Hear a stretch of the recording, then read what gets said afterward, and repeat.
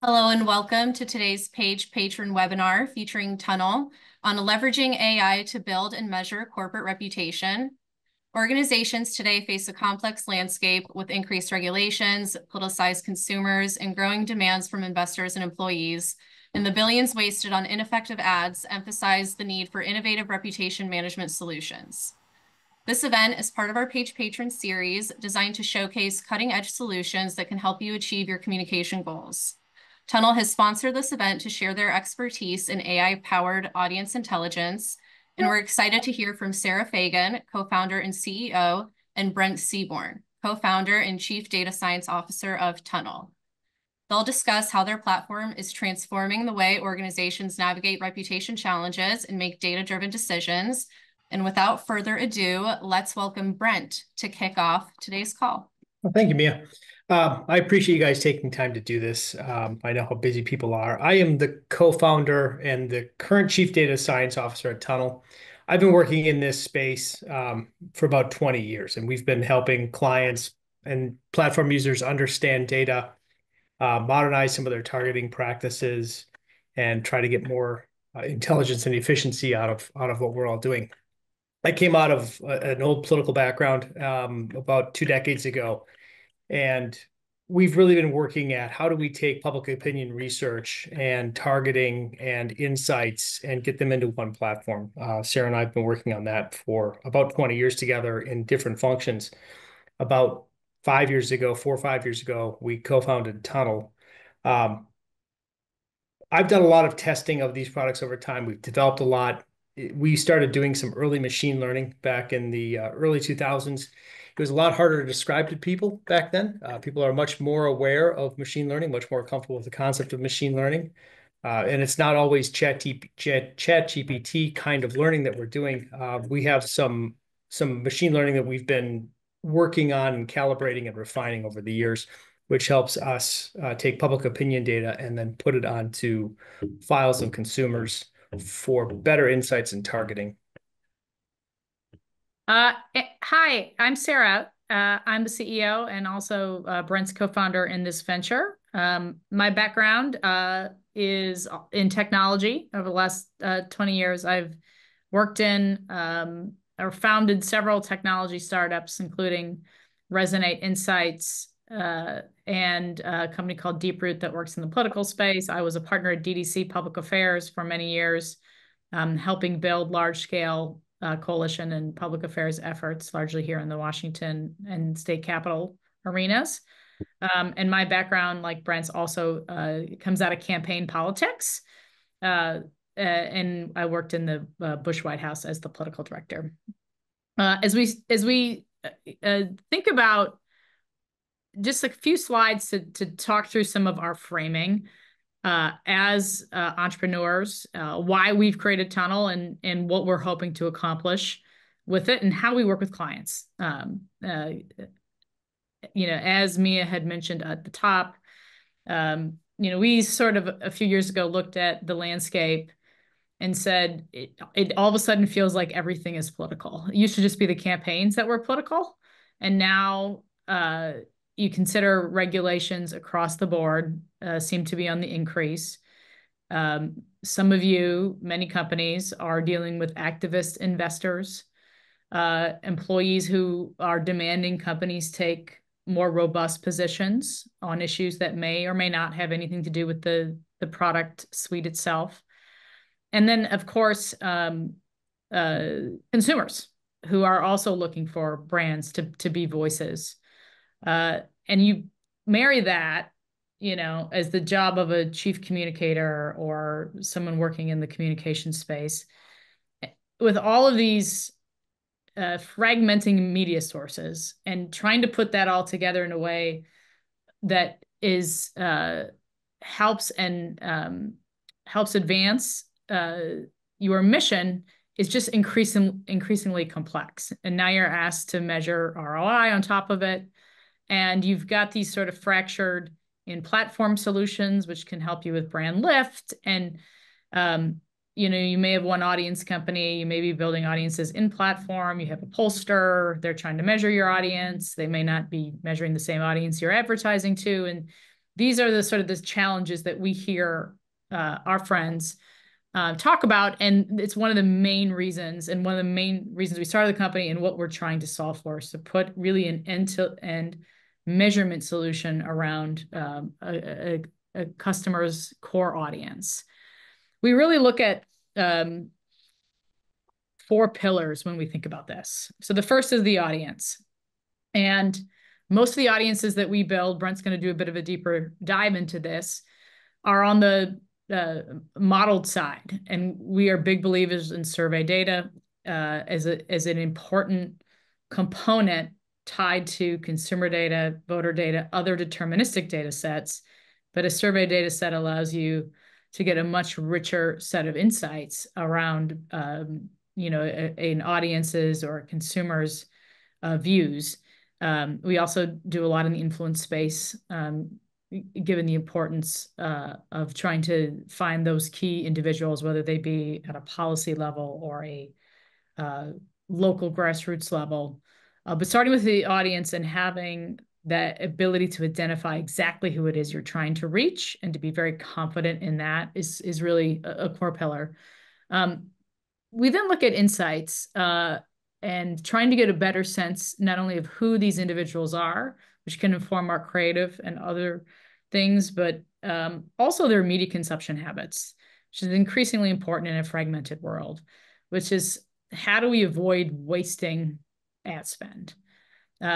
Seamless activation is a third and critical pillar that allows us to ensure that the audience we're trying to reach, we're in control of. And if we have multiple vendors, which is often the case, they're all singing off the same song sheet, and having a seamless activation process to move data around in a privacy compliant way is really critical. And then I think most importantly, or as importantly, certainly is the rest of this, is the ability to measure it. And by having taken a survey on the front end, in terms of building custom audiences, we are able to then continuously over a kind of longitudinal period track that audience. And so some people are engaged in paid reputational efforts. Some people are engaged in just robust communications strategies, through earned media and other social channels. And by doing this at an aggregate level, we're able to sort of measure the collective impact of what's happening with that group of individuals, and to ensure, again, that our dollars are actually being targeted to them, and that the poll that we're taking is actually measuring the people we advertise to, or that we used in a targeting solution on an earned media. We increasingly look at things like reach and frequency, particularly on linear, for those who engage in any kind of linear communications, to get a sense of who's been exposed. Connected TV is coming online as an important way to sort of look at a holistic video experience. So those are really the core pillars in terms of how we think about as a framework. I've got a jumpy slide deck here. Those are the 4 pillars of the framework of how we think about this as a company. Well, it doesn't want to stay there, but kind of 4 other things we're going to cover here quickly is a couple brand stories, one of which is ours, one of which is just something we did as a company that we've been tracking as a use case and a case study. Well, Brent's going to do a deeper dive in how we build audiences. I'm going to talk a little bit about media habits and then the future of audiences. So with that, hopefully we'll pause here long enough, Brent, for you to jump in and talk a little bit about Boeing and the case study of Boeing. Yeah, and Boeing is a interesting example. It wasn't a client at the time. What we were doing is starting to benchmark some blue chip companies. By chance, we had gone in June of 23 and asked favorability around Boeing and several other people in the aerospace industry, just because we wanted to have baseline measures on these. We wanted to start building out the library of data that we had. And it was a place we didn't have as much brand data. So by luck, in June, we asked the question. I think everybody knows about the door plug coming off around the 5th of January. We were scheduled back in the field on the 17th. And we did another study, and you can see that at the time, favorability ticked up a little bit. The favorability was about the same. The unfavorability ticked up a couple points, but we hadn't really seen a massive shift. It looked like people were aware of it, but it hadn't fully penetrated the communication at the time. We didn't see a decline yet. However, I think as everybody knows kind of what happened with Boeing over the next couple of months, we continued to see a little bit of a decline, and we finally started to see a rebound. But let's take a look at what we've got on the next slide, if it'll move for us. So just looking at the number of searches we had, you could see we had a peak in March of 2024. That is really when the legal cases started to come around. It also is when the Boeing favorability took its biggest decline. So, you know, this directly related people's interest in the story, the news being generated around the ongoing crisis that they had with the door plug coming out, and then the searches and favorability were all closely linked, which I don't suppose anybody on this call is surprised by. I would be surprised if you were surprised, I suppose. But it is an interesting tracking we had, and it gave us a great opportunity to build a case study for ourselves. Now, what's interesting about the way we're doing this, and there's a lot of metrics we could find to tell Boeing that they were in trouble, and anybody here could probably search many of them. But when we started to look at where things started to change, what we're looking at is not polling data alone, where we had 600 or 8,000 or 1,200 interviews. What we're doing is we're taking public opinion data and we're modeling it onto all of the adults in the United States. So for every adult in the US, we could tell you what the chances that they had a favorable opinion of Boeing or they had an unfavorable opinion of Boeing. And because of this longitudinal data that we get, we're able to look at not just wholesale movement, going from 47% having a favorability to 30%, or going from 24% being unfavorable up to 32 at the end of June. We're able to look at individuals, and we're able to pull individuals out. And at any point in this, we could look to see people who had somewhat favorable opinions in the first part of 2024, and then had shifted their opinion and maybe became neutral or slightly negative. And that could be strategically a case to win those people back. Or we could look at people who have started to become more favorable since we sort of hit a low point in April to where we're at last September when we looked at it, and they were back to 39-29. So what we're able to do on the next slide sort of shows how we're able to identify an audience of movers. We identified 11.6 million individuals. We know their social media consumption, or have good ideas of their social media consumption. We knew that they were more likely to be on platforms like Pinterest and Nextdoor, more likely to use social media generally. But that was interesting for us because it wasn't just the Facebook or the X that you'd want to be on. There was some maybe down the tail or some less usual places we could go and start to think about who we're communicating with. We also knew that about 53% were in a high linear audience. That's actually about average, maybe just a little bit less than average. But a lot of the audiences that we look at today vary considerably on this. Some are 70, 80% linear. Some are down in the 20s and teens that are reachable through linear. So that distribution of how we're reaching people, both in paid and in earned media, is really changed a lot and continues to evolve. We have some ease of reach. We're looking at what platforms we can more easily reach these people on. We pulled some demographic information, which I thought was interesting. What we started to find is from a low point in favorability to when we started to win favorability back, where we were winning tended to be audiences over the age of 45, but 67% were over the age of 45. They were lower to mid-income, about 2/3 of them making under $75,000 a year. And then they were about 87% white, and they tended to be Democrats. So we were looking at not exclusively an audience, but an audience that definitely skewed older, female, and Democratic. What that told us is while we've started to win some of them back, we have some opportunities to win more diverse people back, younger people back, and so on. So we know who's sort of naturally coming back to the brand. What we're interested in is how do we continue to improve that?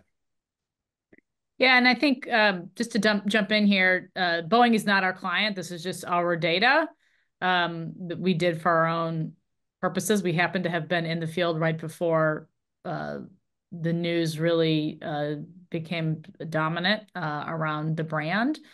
And so it made a nice case study. We also looked at frequent flyers and policy elites because we knew that those would be audiences they would most likely also care about. And so you're able to track different audiences using these same measurement tools, which gives you a really good ability to kind of hone in on the folks that really matter to you and what you're trying to accomplish. Gary, I noticed a question, and if we want to do questions kind of on the fly, I'm happy to do it as long as we don't get terribly sidetracked. You had a question about who's high linear. We also have a set-top box, Sarah, about 17 to 20 million set-top boxes at any time. And smart TVs. We have connected TVs, linear TVs in there. We use that to also project TV viewership onto all these households. So we have quarter-hour ratings estimates for every adult in the United States as well, which allows us to aggregate how much television an individual is likely to view. So when we talk about a high linear audience, it's that group of people who still consume linear in a way that is very common to what you would think about linear television in the 80s and 90s, even early 2000s. What we're finding is it's not linear or streaming. It is some combination and blend of both for most people. And these are still people who are highly reachable on a linear broadcast or cable network. We see some communicators use that same data for earned media planning. If you have a particularly well-known CEO or someone who's travels a lot and does a lot of media, it's also the same way you would look at an audience's ratings and to try to assess whether it made sense for you to invest in that medium. Most people, admittedly are using mostly CTV and social at this point. Some still use linear. But for earned media and to track your brand and mentions of your brand on local news, of which there are still, 2,000 plus broadcasts every day in the United States, it can be a really useful way to think about a holistic audience strategy. Brent, you want to get into? Yeah, is a client of ours, and they've been very kind to let us share some of the success of a couple of their campaigns we've had. We work primarily with the government relations and team, looking at a lot of local issues, although we do a lot of national reputation for them as well. So this is client data, but they have approved us to share this with people. We started looking at in New York where favorability was. They were in a pretty good place. 48-11 is what our models had it at. And again, that is every person in the state of New York, every adult in the state of New York.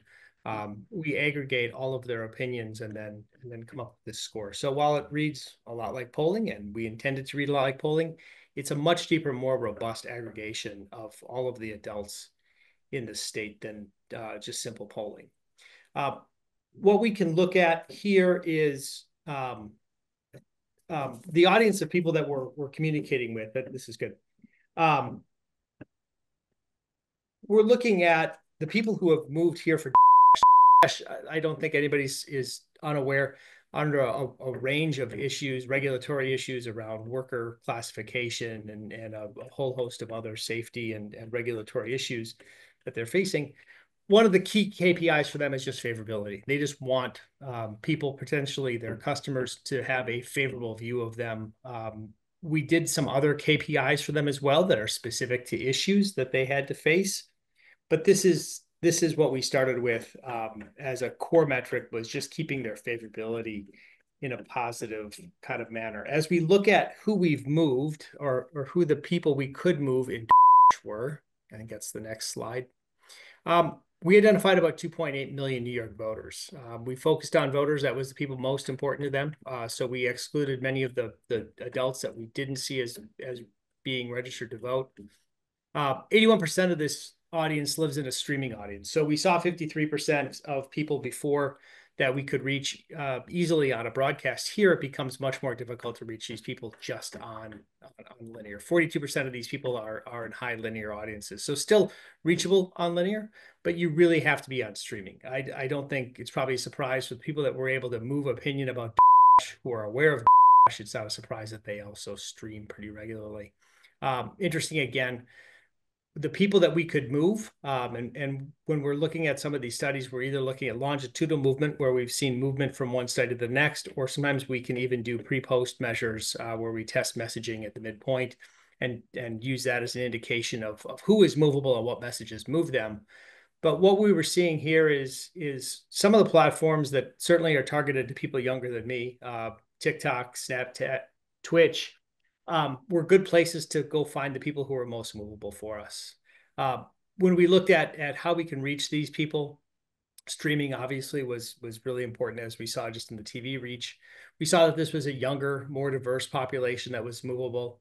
But we were able to provide some real mind's eye insights as to who these people were talking to, which is helpful in the creative. It's helpful in writing the tone.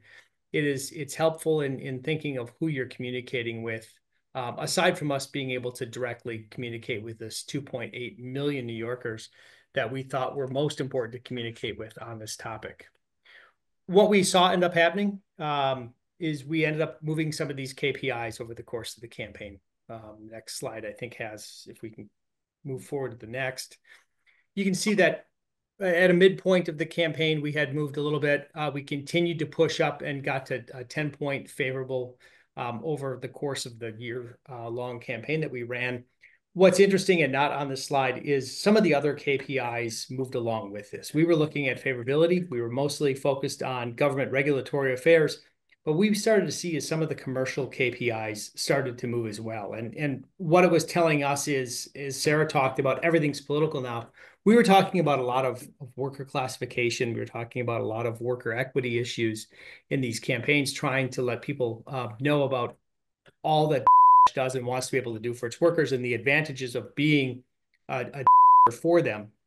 But as you were talking about those things, all of the other KPIs started to rise with it. So some of the non-regulatory, some of the non-government KPIs started to rise too. And it is something where your brand advertising, your brand reputation, and your public affairs image now are becoming blurred. And it's important that when we're running those campaigns, we're thinking about the effect that one has on the other. So up next, we're going to talk about specifically how we build our audiences. Yeah, and this is a process we really started. I talked about having institutionalized some of this in political campaigns in the early 2000s. We started to look at the data that we had available to us, which was very thin at the time. We were not good as political operatives on the right or the left of archiving and keeping data. One thing we started to do is archive data. We started to go out and search for what other data we could find about political activity. And then we started to look at the robust commercial data sets that were available and how could we append those to it. We started putting on that consumer data set, and we started to find that truck owners were different than people who didn't own trucks, and people who read the Bible regularly had a different issue set than people who had environmental issues. And it was some pretty rudimentary targeting we were doing at the time. We started to look at census data, and then we started to build this archive of data we've pulled over the years. And what I wanted to be able to do at the time is I said, hey, I want that database to be the sample for my surveys. And when I start sampling from this robust database, I can then put models back on there, and I can score people's probability to take action or hold particular beliefs. And it became a remarkable targeting tool, but a remarkable analytics tool for us as well. And over time, Sara and I started to find more and more applications for it outside of politics. Sara and I do very little political work anymore.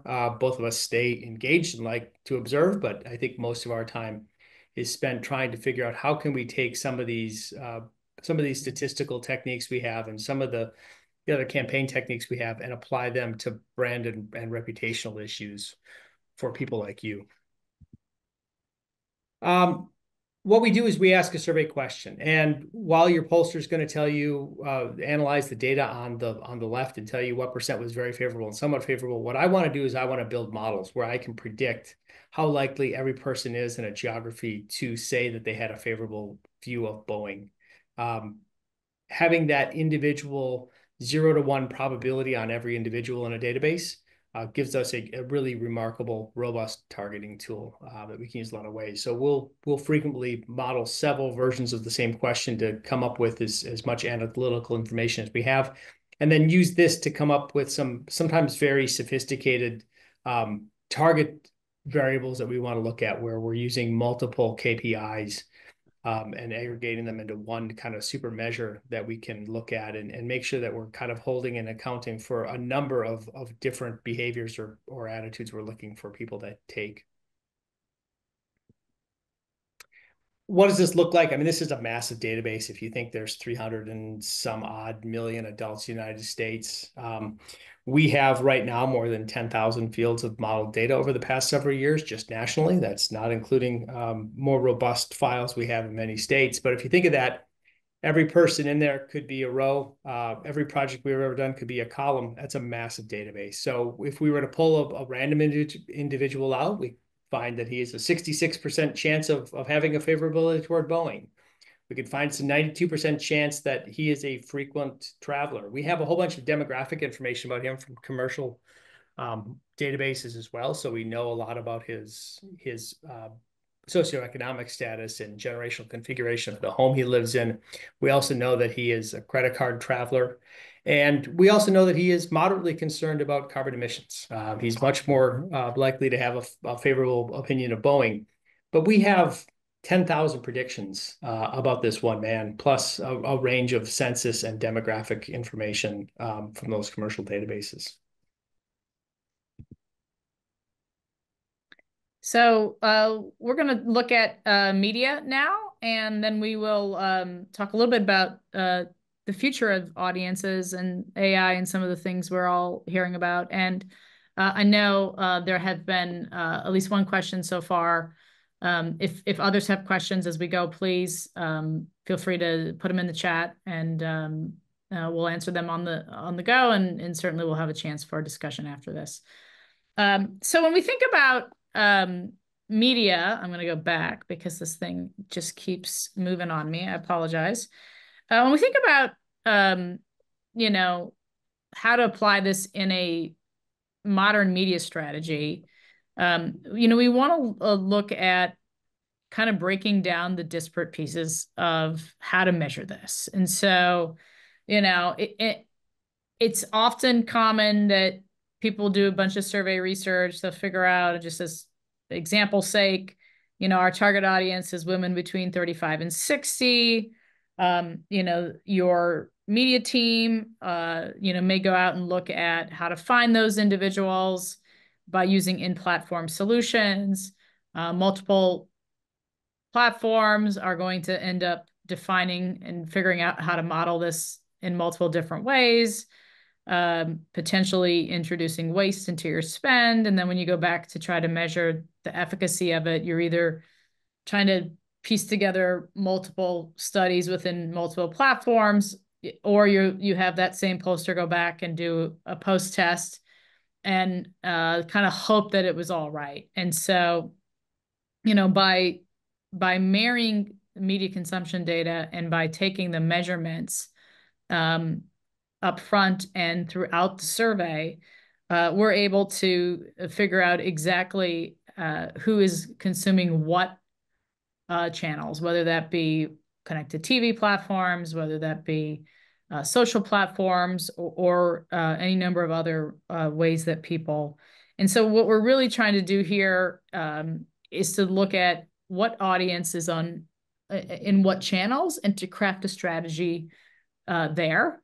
And so what this can do is give you a sense of, you know, you'll see in this particular example, we just go back to the Boeing example. You get a sense of sort of from a high streaming to linear TV, to low streaming, to low linear TV. And as Brent mentioned, you know, you sort of look at that top left box, you got about 41% of the population that are super consumers.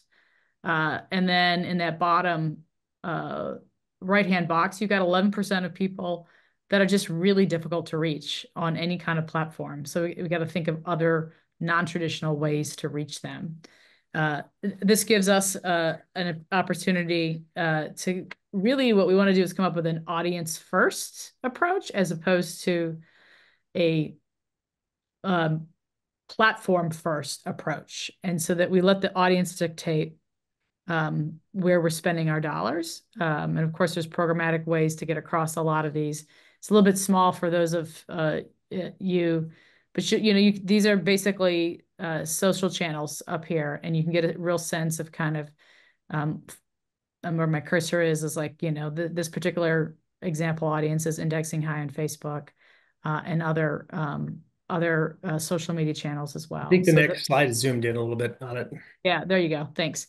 Yeah. So in this particular audience, on social, so WhatsApp isn't a particularly good ad targeting platform, but there are a lot of people on it, and there are a lot of this particular audience in it. And that allows for some creative approaches, so you can figure out that you can find your folks, on Facebook, TikTok, Instagram, of course, that are very popular. This particular audience consumes a ton of social.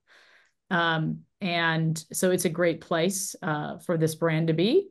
And by thinking through kind of the WhatsApp piece of it, just as maybe the highest indexing is how do you do integrations? Is there some kind of program you run there? So even in a non-advertising way, is there something that we can do to connect to this particular audience or to leverage the relationships between Facebook or other platforms with these to craft a holistic strategy? And this is data that we create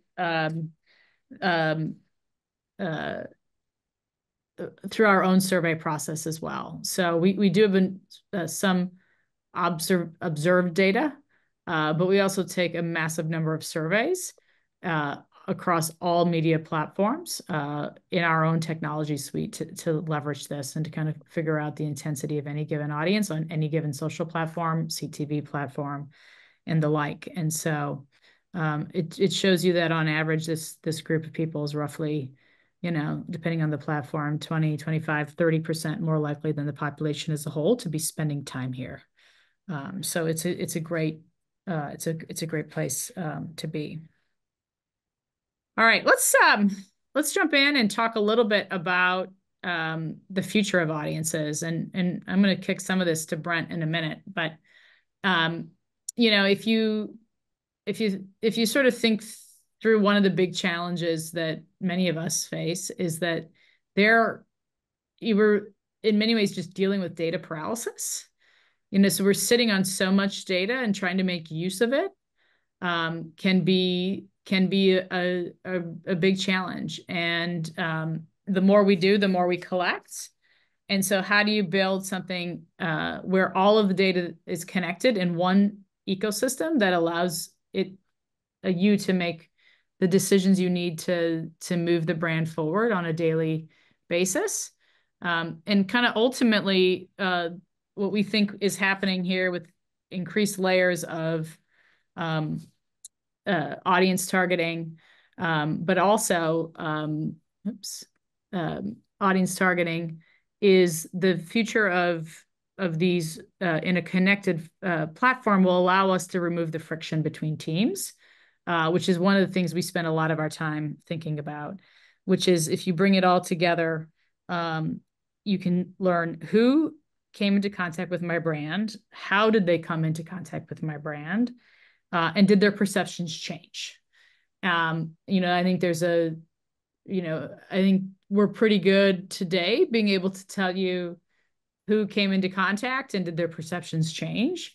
It's much harder to figure out what caused their perception to change. So, for some organizations that are very large and well-known brands, there's lots of earned media happening on any given day. There may be reputational efforts, paid and earned, that are organized by the teams.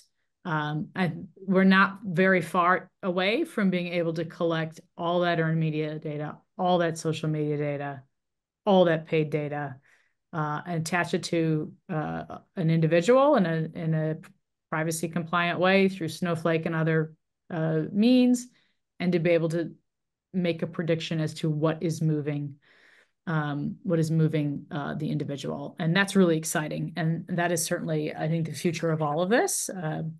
And so, Brent, if you want to think through and talk a little bit about, reach and frequency, but in the video space, we'll be able to pull this data in and figure out who's not been exposed to our message. Yeah, this is some actual data. I'm not sure which client this is, and doesn't really matter, but the pattern is sort of the same. I start at that graph over on the right, and I know people can't see it well, but what we know is when we're buying television, linear television, we think that people are seeing our ad 10 times or 50 times or 100 times. What we've not been able to quantify in the past is that some people have seen our ad 1,000 times. Other people have seen our message twice. And not everybody consumes television the same way. Not everybody consumes the same amount. Not everybody's watching the same program. So as it has become harder to target, we have found that the top 90% or the top 20% of people in that 90th and 80th decile just consume so much television that they're almost saturated with messaging, whether it's earned or paid media. People in that middle part of this graph are people who are reaching who were maybe not on the right networks. We don't have spokespeople on the right time of day. We don't have spokespeople on the right networks. We're not thinking of where else to get them. We're not getting stories inserted where we need to. And our paid advertising is just not optimized. We might need to run longer programs of advertising.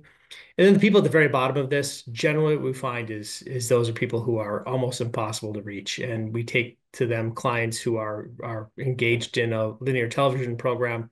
And we explain to them that, these people we're going to have to get on digital media. We're going to have to get them on social media. We're going to have to find other ways to contact these people. Graph on the left just sort of shows the reach and frequency. It shows what percent of the audience has been penetrated by some number of ads.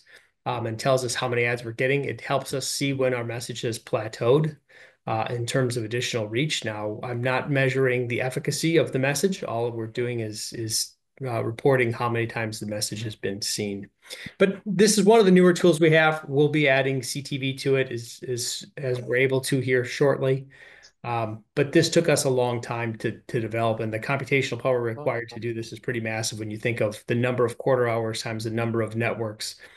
Times the number of days a week with all of the individuals in the United States. This is a robust tool that we have launched this year that we're very proud of. The advancements in modeling, we're running a couple minutes behind target.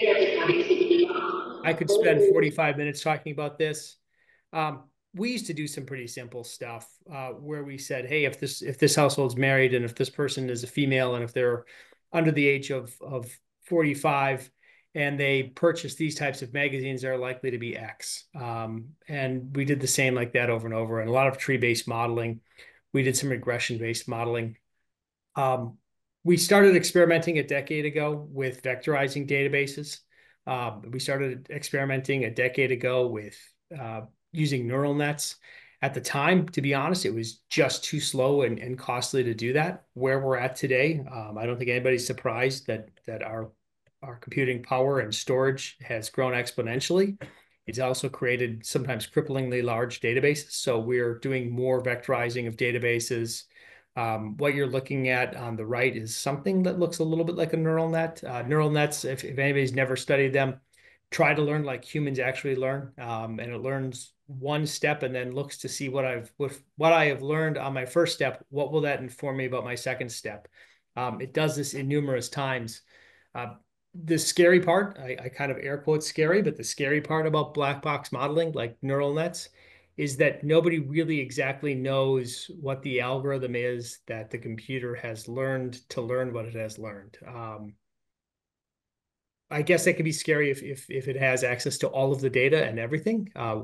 When we start to do this, when we start to do more of this, we're really confined to what we know about these individuals from their socioeconomics, their demographics, and their attitudinal behaviors. So it really helps us look at their media consumption, their attitudes, their likely beliefs, and build a much more robust profile of them, which in turn will aid something one day more like a chat GTP kind of interface where you could just ask a question about who you should be talking to or where you should be communicating or what people think. And without going through pages and pages of dashboards, it should be able to answer you in some simple language what you're looking for, and maybe point you toward the exact graph or the dashboard that you're looking for to answer a key question that you're looking at.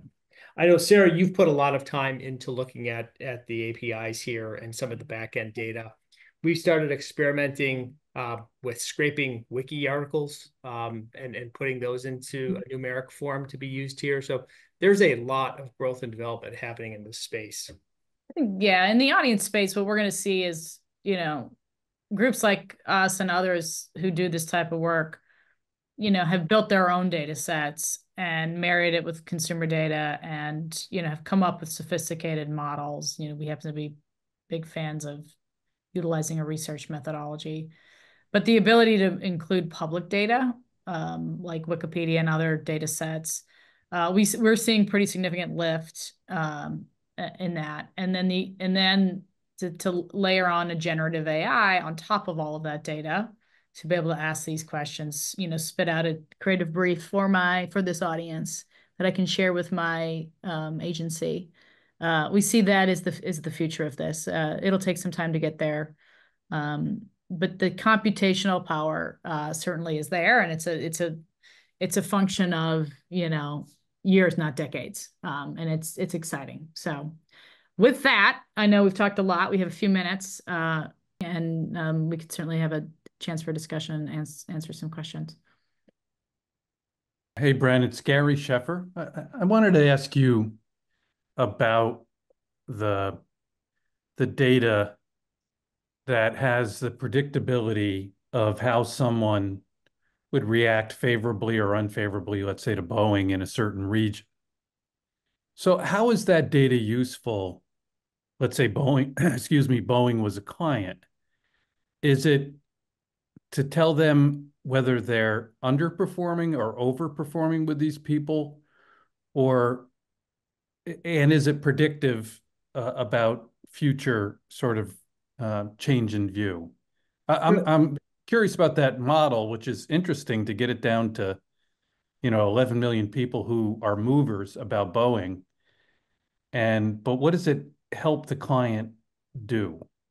Well, we happen to show here people who moved, started to move back favorably. So from kind of a low point in April-ish to where we got in September, who started to come back is what we were looking to answer here.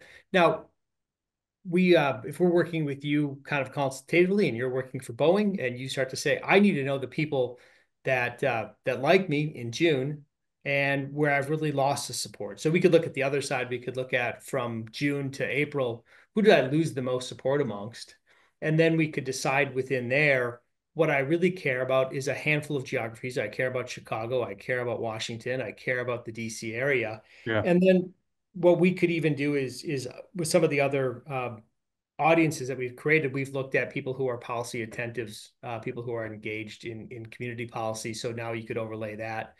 We have a policy makers where we have people who are like the 1% of people who are actually in and around government. They're electeds, they work for the government, they're lobbyists, they're lawyers. And we could not only look to track their movement, but now we could start to say, hey, I need to win the persuadable ones back. I need to start to put an effort into tracking them around. It's not going to be a paid communication plan that does this. Certainly a paid communication plan is gonna provide a lot of cover for them, but they need an entire grassroots, grass tops and lobbying organization here. So we work to help support on a few of those levels. Sara mentioned air travelers. We know who's a likely air traveler. So if at the point it got to be where the airline started to even say like, hey, we're having problems selling tickets on our Boeing jets, which I've seen no evidence of. And I travel pretty regularly too. I've never seen anybody at the gate wondering what kind of plane we're going to get today. But you can imagine in a case where that were a situation where Delta is now trying to reassure people that all of its jets are safe and that they've gone through inspection on all their Boeing planes, you could provide that kind of data too. Because we have it on every individual, we can scale down to almost any geography. If there were zip codes you wanted to look at, because you knew that we had factories around there, and that was important for us to communicate with employees first. If you knew that it was a particular demo you're looking at, but the scalability of this data and being able to cut it almost infinitely by geography, demographic, and other attitudinal characteristics becomes a pretty useful tool for a lot of communications professionals. Yeah, in its most simplistic terms, it's combining polling with the audience creation. Yeah. So you take your polling and you can actually make it actionable. Yeah, and it's interesting for a big company like Boeing to be able to target local, state, federal regulatory policymaking folks, and or any big company to be able to do that. TikTok, for example, now would be quite interested in that, I assume. But how often does that audience change? In other words, there must be movement in when you begin to narrow it down into smaller and smaller audiences, right? From year to year.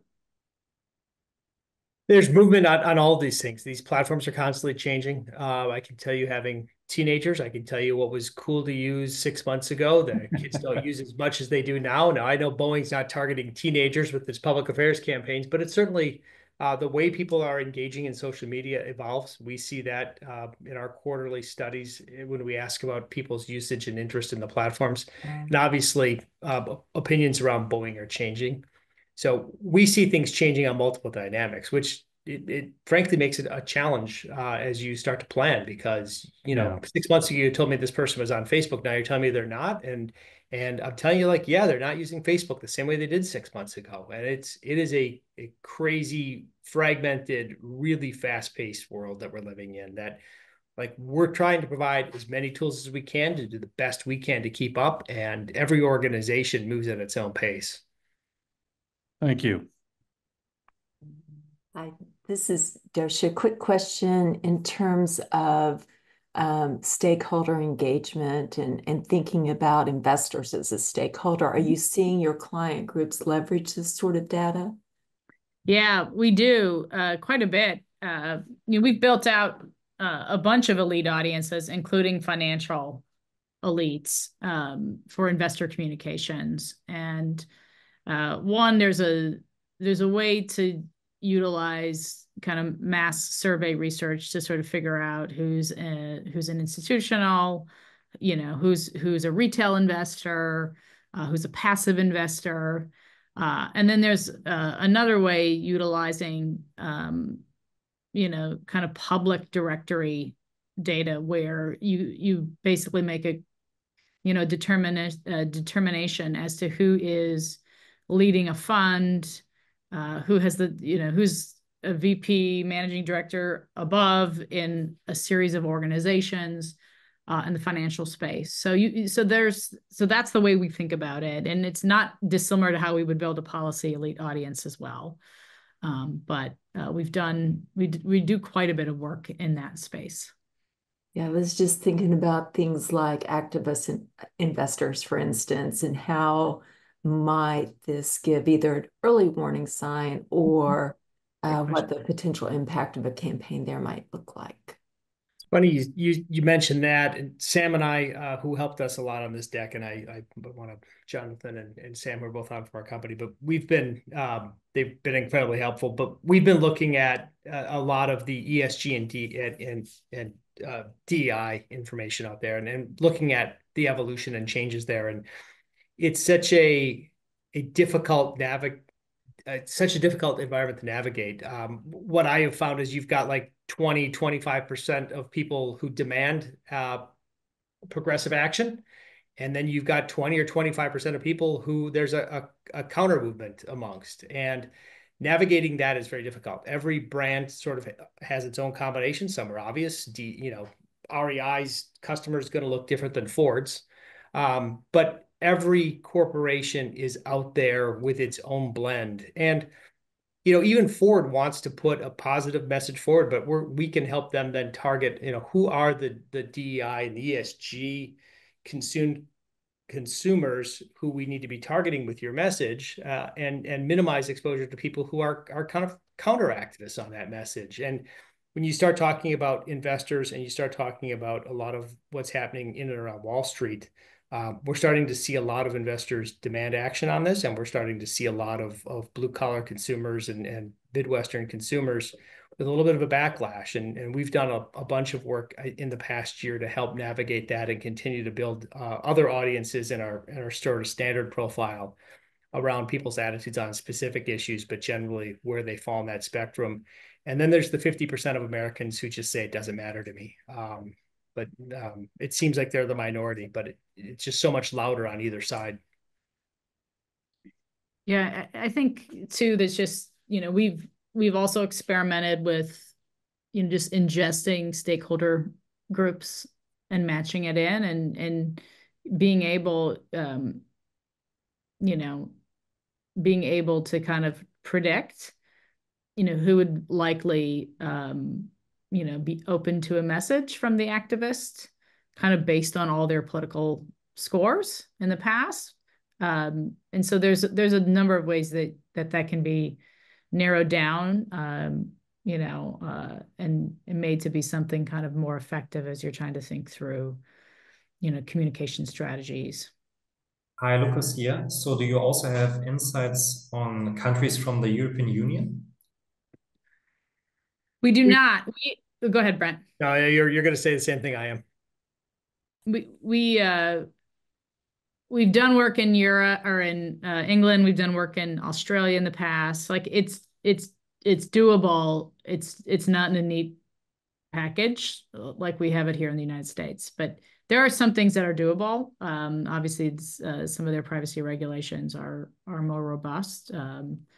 Ours are increasingly robust too. That's an important piece of this, but wish we could do more there, but haven't yet ventured there in a wide scale way.